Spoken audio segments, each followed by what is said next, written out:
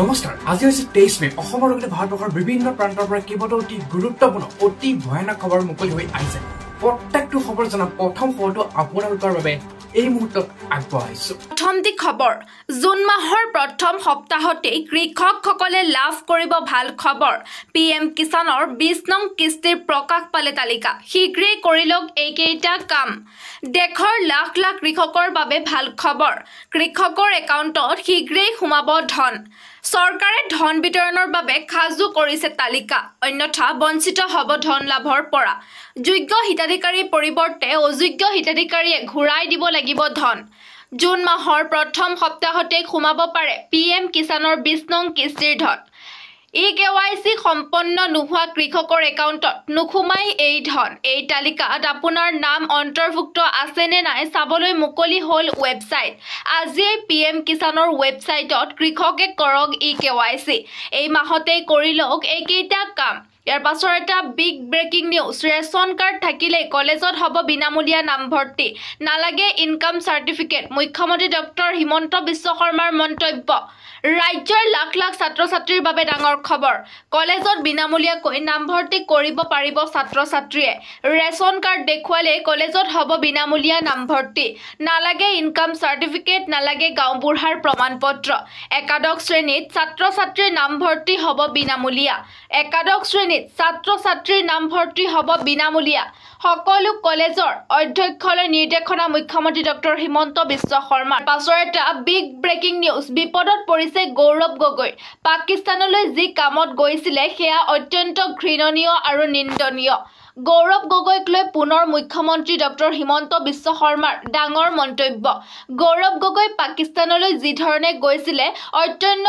ঘৃণনীয় আৰু নিন্দনীয় গৌৰৱ গগৈ পাকিস্তানৰ কামৰ বাবেহে পাকিস্তানলৈ গৈছিলে গৌৰৱ গগৈয়ে ৰাফেলৰ বিৰোধিতা কৰিছিলে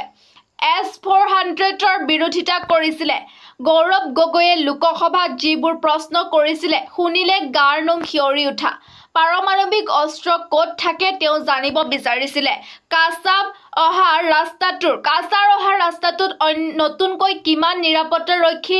ৰখা হৈছে তেওঁ জানিব বিচাৰিছিলে ইয়াৰ পাছৰ এটা বিগ ব্ৰেকিং নিউজ মুকলি হ'ল হোৱাটছআপ নম্বৰ ঘৰ নাপালে ফটো তুলি দিয়ক ফোন কৰিও ক'ব পাৰিব চৰকাৰী ঘৰ নোপোৱা লোকৰ বাবে আহি গ'ল ভাল খবৰ কেঁচা ঘৰৰ ফটো তুলি দি পঠিয়াই দিয়ক হোৱাটছএপৰ নম্বৰত ফোন নম্বৰ কেইটা হৈছে 0112306084484 01123060484 ফোন কৰিও ঘৰ নোপোৱাৰ বাবে দিব পাৰিব অভিযোগ হোৱাটছএপ নম্বৰটো হৈছে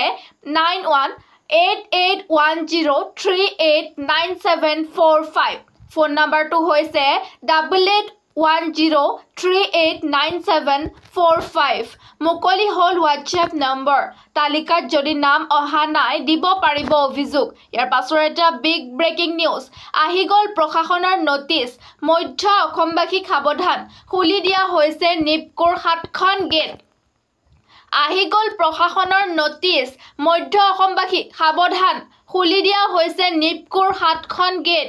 যিকোনো মুহূৰ্তত ঘৰ এৰি নিৰাপদ স্থানলৈ যাবলৈ খাজু হওক কামপুৰত হুৰাহুৰে বাঢ়িছে কপিলী নদীৰ জলস্তৰ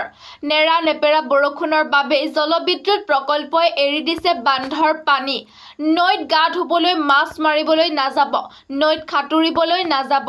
এই সময়ছোৱাত নৈৰ কাষলৈ নাযাব কপিলী আৰু বৰপানী নৈৰ দাঁতিকাষৰীয়া ৰাইজলৈ জাৰি কৰিছে সতৰ্কতা বাণী উমৰাংচুৰ খান্দাং বান্ধে বিপদ মাতিছে মধ্য অসমলৈ ইয়াৰ পাছৰ এটা বিগ ব্ৰেকিং নিউজ বিজেপি চৰকাৰে নিৰ্বাচন আহিলে মুছলমানসকলক ভাল পায় নিৰ্বাচন গ'লেই চলাই বুলডজাৰ নেমচুৰ মন্তব্য বিজেপি চৰকাৰে নিৰ্বাচন আহিলেহে মুছলমানসকলক ভাল পায় বিজেপিয়ে মুছলমানক মৰম কৰিব নাজানে আৰু আজিলৈকে কৰিও নাপালে বিজেপি চৰকাৰৰ নীতি নিয়মবোৰ সদায় দুমুখীয়া বহু ঠাইত মছজিদ দৰগাহ আৰু মাদ্ৰাছাত বুলডজাৰ চলাই চৰকাৰে সংবিধানক সন্মান কৰা প্ৰতিজন ভাৰতীয় মাত মাতক ৱাকফৰ বিৰুদ্ধে ৱাকফ সম্পত্তি ৰক্ষা কৰাটো প্ৰতিগৰাকী মুছলমানৰ দায়িত্ব নিৰ্বাচন শেষ হ'লেই চলাই বুলডজাৰ ইয়াৰ পাছৰ এটা বিগ ব্ৰেকিং নিউজ কৰ্মচাৰীসকলে ট্ৰিপল বোনাছ পাব দৰমহা বৃদ্ধিৰ আটাইতকৈ ডাঙৰ আপডেট প্ৰথমবাৰৰ বাবে কেন্দ্ৰীয় চৰকাৰৰ কৰ্মচাৰীসকলৰ ডিএ বৃদ্ধি হ'বলৈ গৈ আছে সূত্ৰ অনুসৰি কেন্দ্ৰীয় চৰকাৰৰ কৰ্মচাৰীসকলৰ বাবে 5ৰ পৰা 6% ডিএ বৃদ্ধি হ'বলৈ গৈ আছে কেন্দ্ৰীয় চৰকাৰৰ কৰ্মচাৰীসকলৰ বাবে ডাঙৰ খবৰ আহি আছে কিয়নো এই মাহৰ শেষৰ ফালে কেন্দ্ৰীয় চৰকাৰৰ কৰ্মচাৰীসকলৰ বাবে তিনিটা ধামাকা থাকিব